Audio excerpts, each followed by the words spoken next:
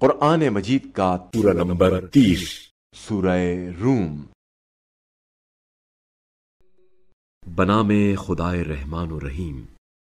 الف لام میم۔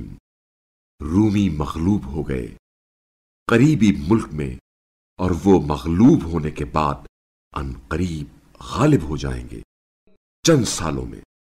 پہلے بھی اور بعد میں بھی اختیار کل اللہ کو حاصل ہے۔ اہل ایمان اس روز خوشیاں منائیں گے اللہ کی مدد پر۔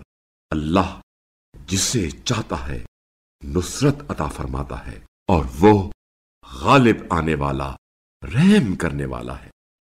یہ اللہ کا وعدہ ہے۔ اللہ اپنے وعدے کی خلاف ورزی نہیں کرتا، لیکن اکثر لوگ نہیں جانتے۔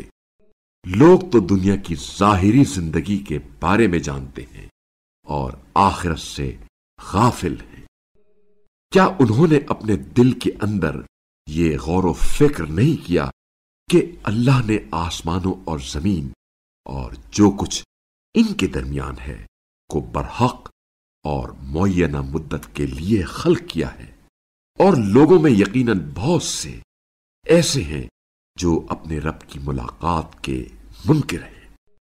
کیا یہ لوگ زمین میں چلے پھرے نہیں ہیں کہ دیکھ لیتے کہ ان سے پہلوں کا کیا انجام ہوا؟ جبکہ وہ قوت میں ان سے زیادہ تھے، انہوں نے زمین کو تہو بالا کیا، بویا، جوتا، اور انہوں نے زمین کو ان سے کہیں زیادہ آباد کر رکھا تھا جتنا انہوں نے زمین کو آباد کر رکھا ہے۔ اور ان کے پاس ان کے رسول واضح دلائل لے کر آئے، بس اللہ تو ان پر ظلم نہیں کرتا، بلکہ یہ لوگ خود اپنے آپ پر ظلم کرتے ہیں۔ پھر جنہوں نے برا کیا ان کا انجام بھی برا ہوا، کیونکہ انہوں نے اللہ کی نشانیوں کی تکذیب کی تھی اور وہ ان کا مذاق اڑاتے تھے۔ اللہ خلقت کی ابتدا فرماتا ہے، پھر وہی اس کا اعادہ فرماتا ہے۔ پھر تم اسی کی طرف پلٹائے جاؤ گے، اور جس روز قیامت برپا ہوگی مجرمین نا امید ہوں گے، اور ان کے بنائے ہوئے شریکوں میں سے کوئی ان کا سفارشی نہ ہوگا، اور وہ اپنے شریکوں کے منکر ہو جائیں گے۔ اور جس دن قیامت برپا ہوگی اس دن لوگ گروہوں میں تقسیم ہو جائیں گے۔ پھر جنہوں نے ایمان قبول کیا اور نیک اعمال انجام دیے وہ جنت میں خوشحال ہوں گے، اور جنہوں نے کفر کیا اور ہماری نشانیوں اور آخرت کی ملاقات کی تکذیب کی وہ عذاب میں پیش کیے جائیں گے۔ بس اللہ کی ذات پاک و منزہ ہے، جب تم شام کرتے ہو اور جب تم صبح کرتے ہو۔ ثنائے کامل اللہ کے لیے ہے آسمانوں اور زمین میں تیسرے پہر کو، اور جب تم ظہر کرو اللہ کی حمد کرو۔ اور وہ زندہ کو مردے سے نکالتا ہے اور مردے کو زندہ سے نکالتا ہے، اور زمین کو اس کی موت کے بعد زندہ کرتا ہے، اور اسی طرح تم بھی نکالے جاؤ گے۔ اور یہ اس کی نشانیوں میں سے ہے کہ اس نے تمہیں مٹی سے بنایا، پھر تم انسان ہو کر زمین میں پھیل رہے ہو۔ اور یہ اس کی نشانیوں میں سے ہے کہ اس نے تمہارے لیے تمہاری ہی جنس سے ازواج پیدا کیے تاکہ تم ان سے سکون حاصل کرو، اور اس نے تمہارے مابین محبت اور مہربانی پیدا کی۔ غور و فکر کرنے والوں کے لیے یقیناً ان میں نشانیاں ہیں۔ اور آسمانوں اور زمین کا پیدا کرنا اور تمہاری زبانوں اور رنگوں کا مختلف ہونا بھی اس کی نشانیوں میں سے ہے۔ علم رکھنے والوں کے لیے یقیناً اس میں نشانیاں ہیں۔ اور تمہارا رات میں سو جانا اور دن میں اس کا فضل رزق تلاش کرنا اس کی نشانیوں میں سے ہے۔ دلائل کو توجہ سے سننے والوں کے لیے یقیناً اس میں نشانیاں ہیں۔ اور خوف اور طمع کے ساتھ تمہیں بجلی کی چمک دکھانا اور زمین کو اس کی موت کے بعد زندہ کرنے کے لیے آسمان سے پانی برسانا بھی اس کی نشانیوں میں سے ہے۔ عقل سے کام لینے والوں کے لیے یقیناً اس میں نشانیاں ہیں۔ اور یہ بھی اس کی نشانیوں میں سے ہے کہ آسمان اور زمین اس کے حکم سے قائم ہے، پھر جب وہ تمہیں زمین سے ایک بار پکارے گا تو تم یکا یک نکل آؤ گے، اور آسمانوں اور زمین میں جو کچھ بھی ہے اسی کا ہے، اور سب اسی کے تابع فرمان ہیں، اور وہی خلقت کی ابتدا کرتا ہے، پھر وہی اس کا اعادہ کرتا ہے، اور یہ اس کے لیے زیادہ آسان ہے، اور آسمانوں اور زمین میں اس کے لیے اعلی شان و منزلت ہے، اور وہ غالب آنے والا، حکمت والا ہے۔ وہ تمہارے لیے خود تمہاری ایک مثال دیتا ہے، جن غلاموں کے تم مالک ہو، کیا وہ اس رزق میں تمہارے شریک ہیں جو ہم نے تمہیں دیا ہے؟ پھر وہ اس میں تمہارے برابر ہو جائیں اور تم ان سے اس طرح ڈرنے لگو جس طرح تم آزاد لوگ خود ایک دوسرے سے ڈرتے ہو۔ عقل رکھنے والوں کے لیے ہم اس طرح نشانیاں کھول کر بیان کرتے ہیں، مگر ظالم لوگ نادانی میں اپنی خواہشات کی پیروی کرتے ہیں۔ بس جسے اللہ گمراہ کر دے اسے کون ہدایت دے سکتا ہے، اور ان کا کوئی مددگار نہ ہوگا۔ بس اے نبی صلی اللہ علیہ وآلہ وسلم، یکسو ہو کر اپنا رخ دین خدا کی طرف مرکوز رکھیں، یعنی اللہ کی اس فطرت کی طرف جس پر اس نے سب انسانوں کو پیدا کیا ہے۔ اللہ کی تخلیق میں تبدیلی نہیں ہے، یہی محکم دین ہے، لیکن اکثر لوگ نہیں جانتے۔ اس کی طرف رجوع کرتے ہوئے اور اس سے ڈرو اور نماز قائم کرو اور مشرکین میں سے نہ ہونا، جنہوں نے اپنے دین میں پھوٹ ڈالی اور جو گروہوں میں بٹ گئے۔ ہر فرقہ اس پر خوش ہے جو اس کے پاس ہے، اور جب لوگوں کو کوئی تکلیف پہنچتی ہے تو اس کی طرف رجوع کرتے ہوئے اپنے رب کو پکارتے ہیں۔ پھر جب وہ انہیں اپنی رحمت کا مزہ چکھاتا ہے تو ان میں سے ایک فرقہ اپنے رب کے ساتھ شرک کرنے لگتا ہے، تاکہ جو ہم نے انہیں بخشا ہے اس کی ناشکری کریں۔ بس اب مزے اڑاؤ، ان قریب تمہیں معلوم ہو جائے گا۔ کیا ہم نے ان پر کوئی ایسی دلیل نازل کی ہے جو اس شرک کی شہادت دے جو یہ لوگ کر رہے ہیں؟ اور جب ہم لوگوں کو کسی رحمت کا ذائقہ چکھاتے ہیں تو وہ اس پر خوش ہو جاتے ہیں، اور جب ان کے برے اعمال کے سبب ان پر کوئی مصیبت آتی ہے تو وہ مایوس ہونے لگتے ہیں۔ کیا انہوں نے نہیں دیکھا کہ اللہ جس کے لیے چاہتا ہے رزق کشادہ اور تنگ کر دیتا ہے؟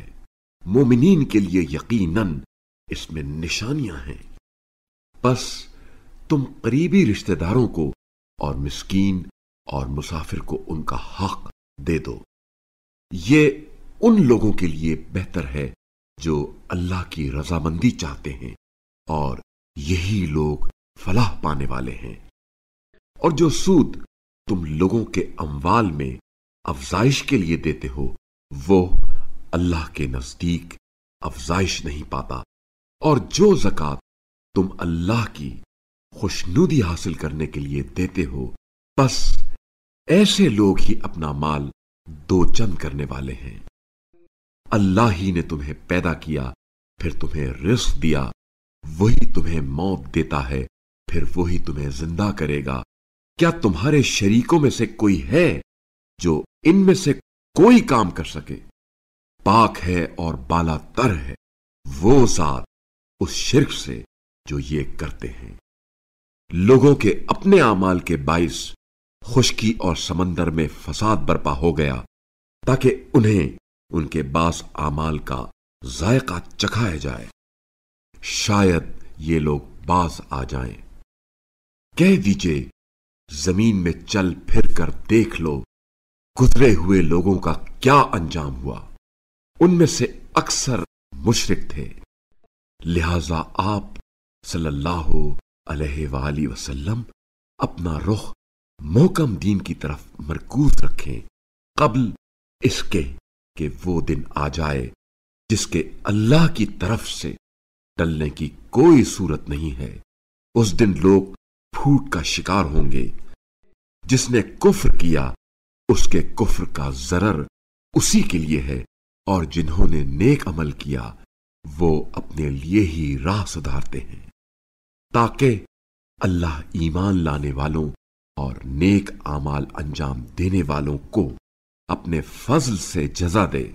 بے شک وہ کافروں کو پسند نہیں کرتا، اور اس کی نشانیوں میں سے ہے کہ وہ ہواؤں کو بشارت دہندہ بنا کر بھیجتا ہے تاکہ تمہیں اپنی رحمت کا ذائقہ چکھائے، اور کشتیاں اس کے حکم سے چلیں، اور تم اس کا فضل تلاش کرو اور شاید تم شکر کرو۔